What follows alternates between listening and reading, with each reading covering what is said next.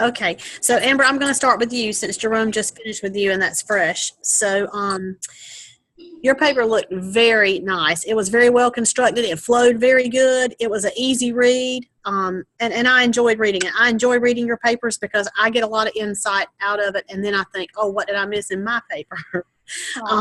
On the first thing, I gave you a 4 on census of course readings and resources, suggested sources, and narrative. It was very nicely supported and nice reference to course readings. That made me reflect a little bit about how often I reflect course readings because I'm reading the material and I'm watching all the videos, but a lot of times in my narrative, I'm not doing that. So your paper made me realize I need to go back and do that more in my own paper. Me too. I struggle with that. Which book are y'all liking the most? I would think it's Ubin, the principal. See, I prefer Balls and the other one. Mm-hmm. And that's recorded. Yes, it is. I'll move on to rubric requirements. Okay. I gave you a 4 there. I said all tasks have been detailed and requirements were completely addressed. Your goals were measurable. I think that's something that I've learned a lot about is that, you just can't set a goal. It has to be measurable, and all your goals are measurable. The quality I said was a 4. I just had a few questions just to maybe make you think. In table 3, activities to support the initiative under teachers. Will teachers provide books already in the school and classroom, or will books be purchased? They would have to be purchased. Mm-hmm. Okay. Mm-hmm. So I would think if they're not already readily available, then you need to maybe mention something about budget in that action plan and how maybe the plan is to budget those extra things that are going to be necessary for that plan.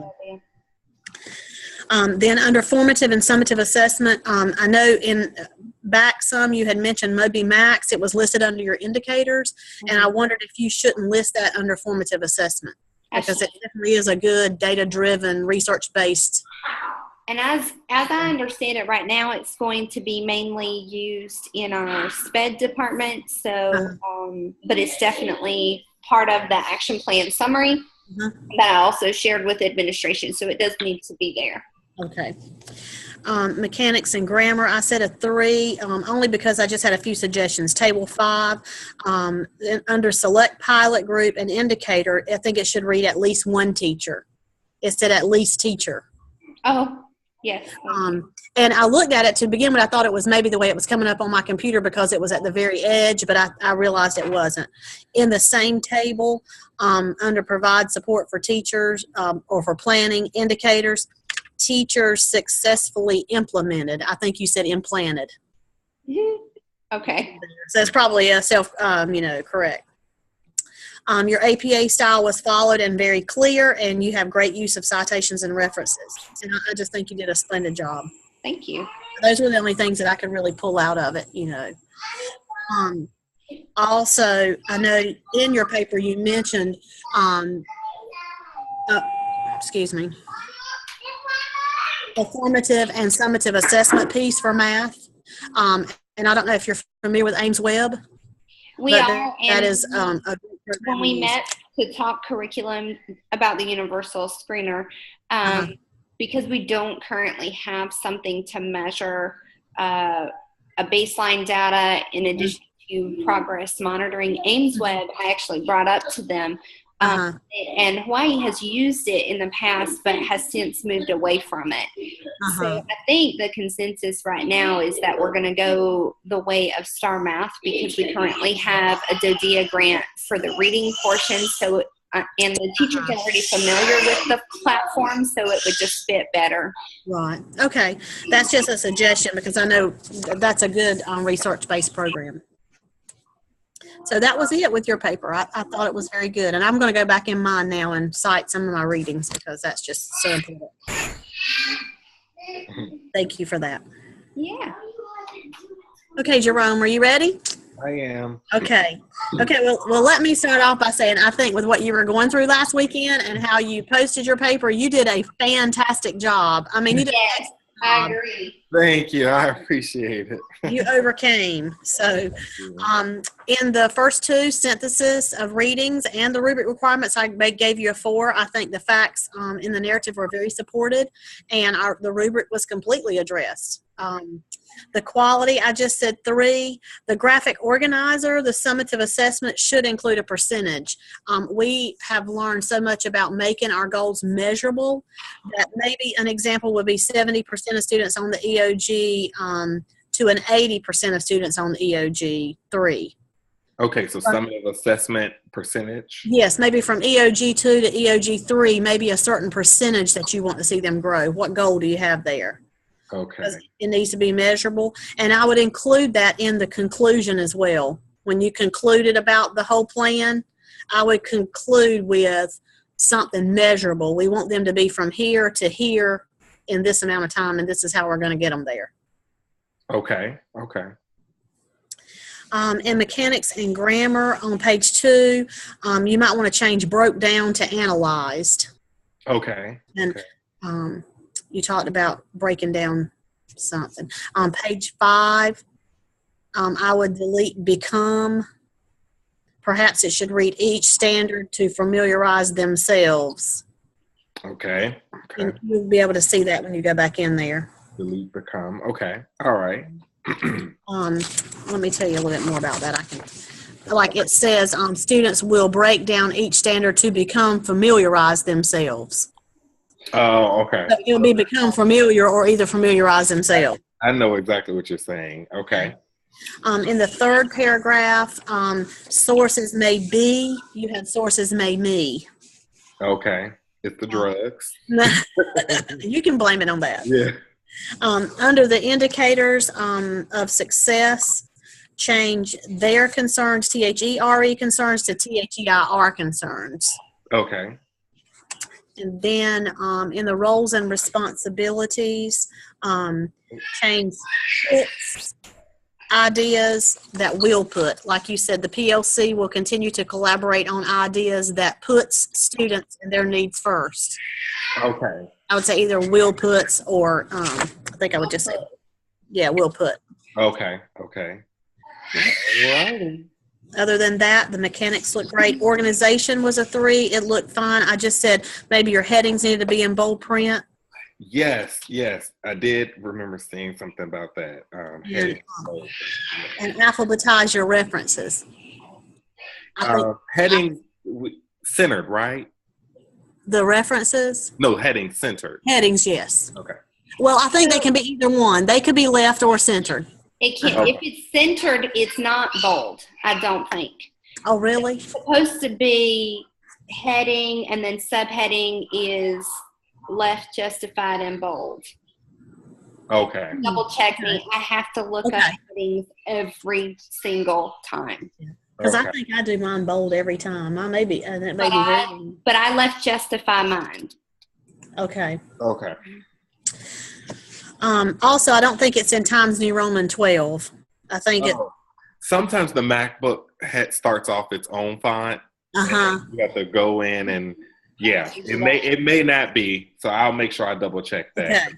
The MacBook, Windows automatically does Times New Roman, but I think Mac does Helvetica or it does some other. Okay, and if it's in the graphic organizer, it can be 10. Your graphic organizer can be 10. It doesn't have to be 12, but. Good. I'm going to go in and resize some of mine, especially the action plan at the end. And then references, I just said maybe perhaps you should reference, is it newsela.com? Yeah, newsela.com. It's a current events website where you can read articles about what's currently going on, and then they ask you high-level questions after you complete it. I'm sorry. I was just saying it's expensive too. Oh, is it? The program. Yeah. Also, your CNN student news and storyboard that. I mean, I don't know if those things that you're using like that, should they be referenced? I said no. Okay. I'm pretty sure I said no in his thing that I did. Okay. I want to say I just said just name the website.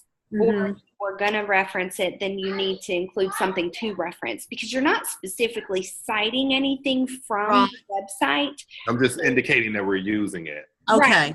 Okay. So then I would just give the name of the website. I wouldn't put a .com or anything in there. Right. Oh, okay.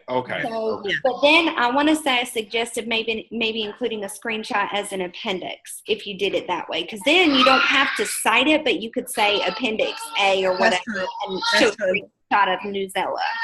That's true. Okay. Yeah. All right. So I said it's overall a good paper. I'm impressed with the quality considering the circumstances what you had going on personally. I think you did great. Thank you. I appreciate it. And was very timely. You had it up there in a jiffy flash. And yeah, I wasn't going to fall behind. Well, you did a great job. Thank you. Thank you. Go be sad if you need to be sad, but right now you're not.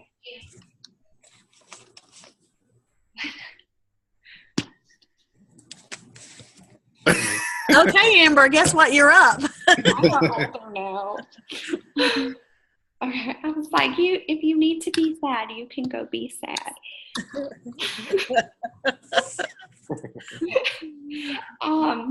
Okay, so I did turn these in a little later than I typically do in light of recent events. So I did it a little differently this time. I read y'all's peer review because I wanted to not be redundant. Okay. So I read what you said on each other's because I knew it would be stuff that I would say anyway. And then I built my peer review off of what you guys already said and did, so that it would make the most of our time. Good, yeah. Okay. All right, so I'm going to get started with Jerome first. Okay. For the first requirement, I gave you a 4, and I said your information is aligned to the course reading. I tend to leave that the same if I feel like y'all have met that requirement. So I think Gina's even says the same thing there, just because there's not too much you can say if it's good to go in terms of the reading. Right. For rubric requirements, I gave you a 4. I said you met all the requirements for proficiency using the given rubric. I really do felt like when I looked at the rubric, everything was there. Okay. Your quality, I gave you a 3. I said the paper was well written minus some minor grammatical errors. Gina did a really good job with that, and I didn't feel like I needed to add on to that because that was all things that I was like, yep. So, you understand the need that must be addressed and what it will take to get your school to proficiency. I felt like there is a very clear understanding and vision that you have with your initiative, and this action plan just really brought it together. And I think in task 3, I even said, I cannot wait to read your action plan. And it really did. It just brought it home for me. Oh, thank you. Yeah, you're welcome. Mechanics and grammar, I gave you a 3. I noted some informal language throughout your paper so that breakdown and words like that tend to read a little more informally. So just changing those, like Gina suggested, would analyze. All right. And then you did have some tense confusions at times where you would go between past tense, present tense. So just remember to maintain your consistency throughout your paper. I would consider eliminating words like there and replacing them with more general identifiers like the teachers, the team, etc. Okay. I think it would flow a little bit better given that the way the rest of your paper reads already. When I went through and I was reading and I was replacing with more generalistic subjects, it seemed to flow better. I don't know how to say that. Okay. Then determine whether you want to use would or will. So that's another one of those tense things that I saw you kind of flip back and forth with throughout your paper. Okay. Organization, some minor adjusting needed. Headings should be bold print. Alphabetize your references list. And then I gave you a 3 in references, again, for the alphabetizing. And instead of having newsella.com in your paper, refer to the website itself so that the paper reads a bit better. Make sure your citations page says references and not works cited. I think works cited is MLA. Gotcha. Wow, I didn't catch that. All right. I really liked your table that summarized your action plan, nicely organized and thought through, all things considered. Thank you. All righty. Got it. Okay. Gina? Okay. All right, Gina, I gave you that 4 there for the synthesis of the course readings. Even though you're critiquing yourself there on your ability to bring it in, I can tell by reading your paper that you have read the material and you absolutely understand how it applies to writing this paper. Good. So I don't feel like it's holding you back in any way. Good. You met all the requirements of the rubric, so I gave you a 4 there. Gave you a 3 for quality. I said the paper was well written minus some minor grammatical errors. I said you understand the need to get there. Again, you have a very clear vision. You know what it's going to take to get you there. I said elaborate on the scheduling constraints referenced. This will help provide more clarity. So one of the things that I was brainstorming with, as Jerome touched on this too, was maybe you could consider meeting with administration and whatever leadership team is in charge of scheduling. Identify if you guys have a master schedule and what it will look like to adjust that to meet the needs of what you've laid out for us here. If you can do that, you could even possibly lay it out in Excel and provide it as an appendix to your paper as part of your action plan, as a proposed master calendar or master schedule for this initiative. So I think that would really drive it home, especially since Jerome and I both notated on there that, you know, the scheduling constraints, that would provide your reader with that visual and how you could make this initiative happen. Okay. I said the goals fit nicely with the vision your team has for increasing proficiency. Very minor grammatical changes noted. Page 3, commas in a series are needed in paragraph 3. Formal language is consistent throughout. I didn't write it in there, but sometimes you'll go from being more of that third person to be in first person. So I would suggest just choosing one and sticking with it. So if you're going to talk in third person, then just carry it all the way through. Okay. Did you have a place that you felt like you really realized that more than somewhere else? I mean, that I could go back to and make some adjustments? I have to pull your paper up. I don't have your paper up right now. Okay. This was the one time I didn't go through and track changes, Gina. Okay, sorry. And the one time I would ask, right? I know. So the importance of the action plan seems to be written in third person. I really liked your introduction to the paper itself, and then you went into talking about our school improvement plan. So it might read a little bit better and more professional if you said, you know, White Oak Elementary's school improvement plan. Okay. I'm not saying that, you know, you have to change it. It's just something to consider. Yeah.